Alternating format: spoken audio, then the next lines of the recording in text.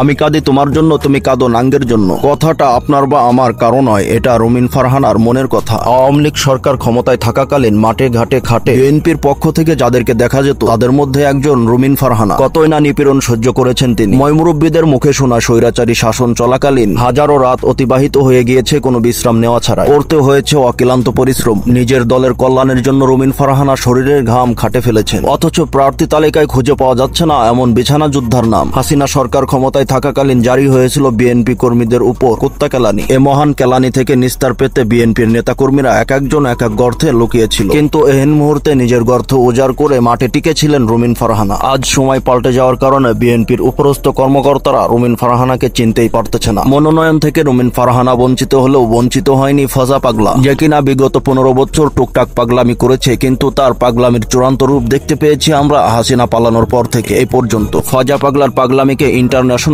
রূপ দেওয়ার জন্যই হয়তো বা তাকে বাছাই করা হয়েছে, তা না হলে ঘিলু ছাড়া মানুষকে নেতা বানায় কোন হালাই। বেটি মানুষের ঘন ঘন মুড সুইং হওয়ার ব্যাপারটা তো আমাদের সকলেরই জানা, কিন্তু সম্পূর্ণ একটা দলের মুড এভাবে সুইং করবে এটা আমাদের প্রত্যাশাও ছিল না। ধর্ম নিয়ে বাণিজ্য চলবে না, চলবে না, মিথ্যা বলে নেশা খায়, পীর সাহেব চরমনা, এসব স্লোগানের জন্মদাতা যুবদল নেতা নয়ন। যেমন তার স্লোগানের কথা তেমনি তার স্লোগানের ভঙ্গি। রবিউল ইসলাম নয়ন নিজে চাঁদাবাজির দায়ে অভিযুক্ত, অথচ সেই তিনিই আবার চাঁদাবাজির বিরুদ্ধে স্লোগান দেয়। মিছিলে চরমনায় পীরকে উদ্দেশ্য করে বলেছেন, ভণ্ড পীরের চামড়া তুলে নেব আমরা। রবিউল ইসলাম নয়ন আফামনির পতনের পরপরই বেপরোয়া হয়ে উঠেছেন। বিভিন্ন স্থানে চাঁদাবাজি সহ ইসলামিক ব্যাংক দখলের অভিযোগে অভিযুক্ত হয়েছেন তিনি। কিন্তু সর্বোপরি একটা কথাই, এটা তো তিনি নিজের দলের জন্যই করেছেন, যেখানে আমাদের এই যুবদল নেতার ছিল না কোনো নিজ স্বার্থ। শেষ পর্যন্ত মনোনয়ন পত্র থেকে বঞ্চিত করা হয়েছে আমাদের এই ত্যাগী নেতাকেও, যে কিনা নিজের মনুষ্যত্ব বোধকে ত্যাগ করে হয়ে উঠেছিলেন এক বেপরোয়া ঠেলাগাড়ি। এমন ত্যাগী নেতা মনোনয়ন থেকে বঞ্চিত হওয়ার ব্যাপারটা আমাদের অন্তরে খুশির অশ্রু প্রবাহ করেছে। যারা মনোনয়ন বিতরণে কর্মরত আছেন তাদের কাছে আমার একটাই দাবি, যে কোনো মূল্যে দেখেন ফজা পাগলাকে মনোনয়ন থেকে বাতিল করা যায় কিনা।